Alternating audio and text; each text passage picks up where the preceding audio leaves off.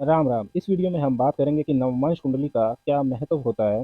वैदिक ज्योतिष में लगन कुंडली के अलावा 15 तरह की सहायक कुंडलियां होती हैं, जिन्हें वर्ग कुंडलियां या डिविजनल चार्ट्स कहा जाता है, जो जीवन के हर क्षेत्र के बारे में गहराई से जानकारी देती है।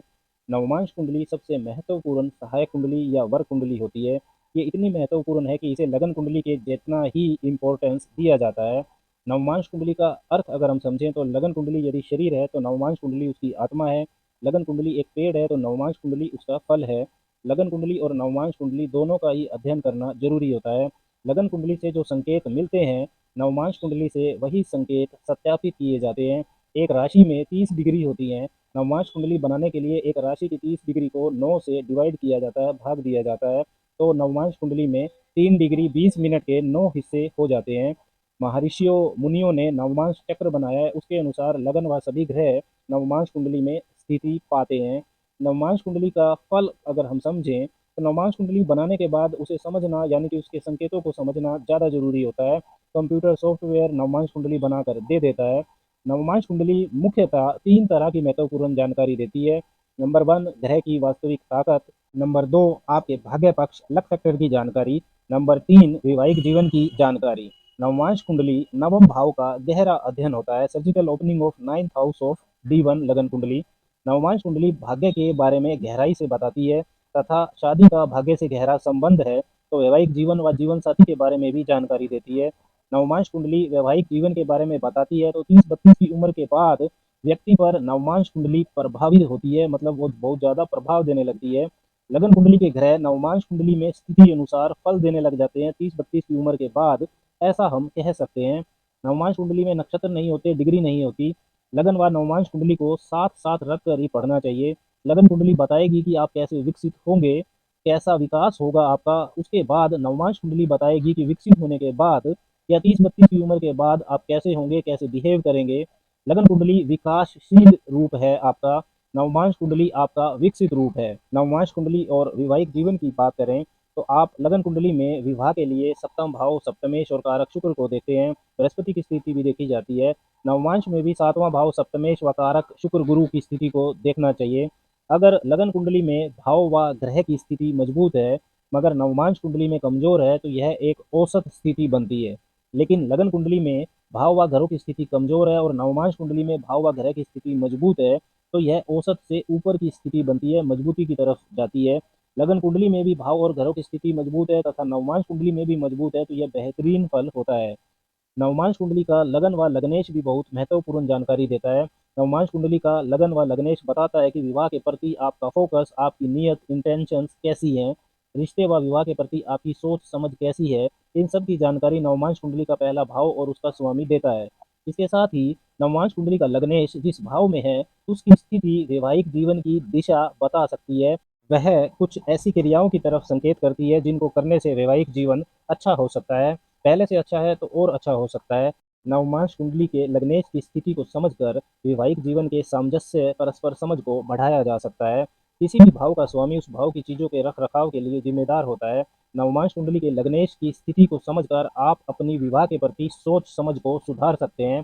उदाहरण के लिए यदि नवमांश कुंडली का लग्नेश 10वें भाव में बैठा है तो वैवाहिक जीवन का संतुलन कैरियर पद प्रतिष्ठा से जुड़ गया है। विवाह को अच्छी तरह चलाने के लिए आपका फोकस कैरियर पर होना चाहिए, ना सिर्फ अपने कैरियर पर बल्कि जीवन साथी के कैरियर पर भी। दोनों मिलकर कैरियर पर बातचीत करें या दोनों एक ही कैरियर से हों तो वैवाहिक जीवन की दशा सुधरेगी। इसी तरह नवमांश कुंडली में लग्नेश की स्थिति को समझकर वैवाहिक जीवन में सुधार लाना संभव है। अब बात करते हैं नवमांश कुंडली के 7वें भाव के बारे में। नवमांश कुंडली का 7वां भाव भी बहुत महत्वपूर्ण जानकारी देता है। 7वें भाव की स्थिति स्पष्ट बताती है कि वैवाहिक जीवन बहुत अच्छा है या खराब है या औसत है, ठीक ठाक है। अगर नवमांश कुंडली का 7वां भाव व सप्तमेश पीड़ित है तो वैवाहिक जीवन की गुणवत्ता अच्छी नहीं होती है। अगर 7वें भाव का स्वामी पीड़ित है तो आप वैवाहिक जीवन की परवाह नहीं करेंगे, चाहे वह कितना भी अच्छा हो। यदि 7वें भाव का स्वामी शुभ मजबूत स्थिति में है तो चाहे जीवन साथी खराब हो या वैवाहिक जीवन में कोई समस्या हो, तब भी आप वैवाहिक जीवन को जिम्मेदारी से संभालेंगे। नवमांश कुंडली के चतुर्थ भाव की अगर हम बात करें तो नवमांश कुंडली का चतुर्थ भाव बताता है कि आपको विवाह से कितना सुख है, वैवाहिक जीवन से कितनी मानसिक शांति आपको मिल रही है। नवमांश कुंडली के 7वें भाव से वैवाहिक सुख का पता नहीं चलता है। 7वां भाव अच्छा हो तथा साथ में यदि नवमांश कुंडली का चतुर्थ भाव पीड़ित हो तो भी वैवाहिक जीवन में सुख आनंद कमजोर रहेगा। अब बात करते हैं कि नवमांश कुंडली कैसे घरों की असली ताकत के बारे में बताती है। नवमांश कुंडली में घरों व भाव की स्थिति लगन से ज्यादा अच्छी होना अच्छे वैवाहिक जीवन का संकेत देती है। नवमांश कुंडली में स्थिति अच्छी बुरी होना ज्यादा महत्वपूर्ण है। इसी तरह नवमांश कुंडली में नवम भाव नवमेश सूर्य गुरु की स्थिति से आप अपने भाग्य को समझ सकते हैं, आप अपने लक फैक्टर के बारे में जान सकते हैं। चाहे आप ग्रह की ताकत देखें या किसी भाव का फल देखें, अगर लगन कुंडली में मजबूत तथा नवमांश कुंडली में कमजोर तो सावधानी की जरूरत को ये दिखाता है। थोड़ा और गहराई से अगर घरों की ताकत को समझें तो मान लीजिए कि शुक्र ग्रह लगन कुंडली में उच्च राशि में है मीन राशि में, तथा नवमांश में वो नीच राशि में है कन्या राशि में। लगन कुंडली में शुक्र उच्च है तो ये एक सुंदर स्थिति को दिखाता है, आप रिश्ते बनाने में माहिर होंगे, सामने से रिश्तों में भी आपको ईमानदारी मिलेगी। लेकिन नवमांश में नीच का शुक्र है तो आपके स्वभाव में पॉजिटिवनेस का प्रभाव दिखेगा।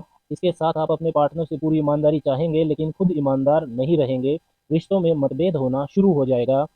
मान लीजिए कि शुक्र लगन कुंडली में नीच राशि में है और वह नवमांश कुंडली में मीन राशि यानी कि उच्च में हो जाते हैं, तो लगन में शुक्र नीच है तो रिश्तों में प्रेम में धोखा मिल सकता है आपको, सामने वाले की सोच समझने में आपको परेशानी होगी, रिश्ता लंबा नहीं चलेगा। लेकिन नवमांश में क्योंकि शुक्र उच्च के हैं तो 30-32 की उम्र तक आप रिश्तों की गंभीरता को समझने लगेंगे, किसी से जुड़ेंगे तो अच्छी तरह जांच परख करके जुड़ेंगे, मतलब 30-32 के बाद के रिश्ते आपके अच्छे चलेंगे। ऐसी स्थिति में शादी भी लेट करना अच्छा रहता है, लेकिन मैच्योरिटी के बाद जीवन साथी अच्छा मिलेगा जैसा आप चाहते थे, क्योंकि नवमांश में शुक्र उच्च के हैं। एक और उदाहरण ले लेते हैं। मान लीजिए कि लगन कुंडली में मंगल मिथुन राशि शत्रु राशि में है तथा वही मंगल नवमांश कुंडली में मकर राशि में है उच्च के हैं, तो मंगल आपके लड़ने की जूझने की अक्षमता आत्मविश्वास साहस पराक्रम को नियंत्रित करते हैं। मिथुन राशि योजना अक्षमता संवाद अक्षमता की राशि है। मंगल करने में यानी क्रिया करने का ग्रह है, एक्शन में विश्वास रखते हैं, इसलिए मंगल मिथुन राशि में कमजोर होते हैं। 30-32 की उम्र से पहले आपका आत्मविश्वास कमजोर रहेगा, लेकिन मंगल नवमांश में उच्च के हैं तो 30-32 की उम्र के बाद आपका आत्मविश्वास अच्छा हो जाएगा, उस वक्त आप अच्छे एक्शन लेंगे। लगन कुंडली में ग्रह जिस राशि में है उससे ग्रह के शुरुआती फल का पता चलता है, लेकिन वास्तविक फल नवमांश कुंडली ही बताती है, इस निष्कर्ष पर हम पहुंच सकते हैं। उदाहरण के लिए यदि बृहस्पति वृष राशि में है लगन कुंडली में, तो बृहस्पति के लिए ये एक असहज अनकंफर्टेबल स्थिति है, बृहस्पति यहाँ शत्रु राशि में है। लेकिन अगर बृहस्पति नवमांश कुंडली में उच्च के हैं कर्क राशि में है तो अपनी दशा अंतरदशा में वह शुरुआत में जरूर आपको थोड़ा संघर्ष देंगे, लेकिन आखिर में बृहस्पति के जो परिणाम होंगे वह बहुत अच्छे ही रहेंगे। कोई भी ग्रह अगर नवमांश कुंडली में अच्छी राशि में है अच्छी स्थिति में है तो ग्रह के अंदर फल देने की ताकत होती है। अच्छे भावों का स्वामी अच्छे फल देगा, बुरे भाव का स्वामी बुरे फल देगा। नवमांश कुंडली ग्रह की ताकत के बारे में बताती है, उसके अच्छे या बुरे परिणामों के बारे में नहीं। इसके अलावा भी जीवन के हर क्षेत्र के लिए नवमांश कुंडली को देखना चाहिए। अगर अभ्यास हो तो लगन व नवमांश दोनों ही पर्याप्त होते हैं जीवन के सभी संकेतों को समझने के लिए।